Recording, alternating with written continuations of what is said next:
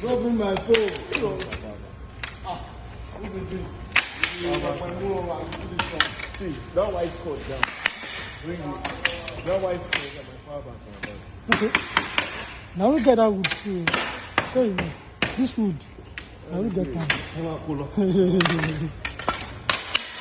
Okay, Emma, come to that. Now, in my bag.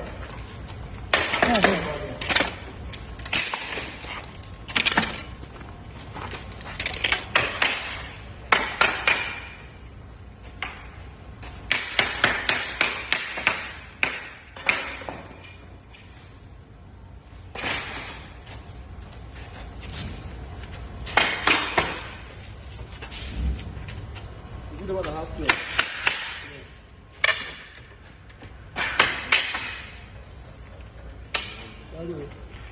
Sorry.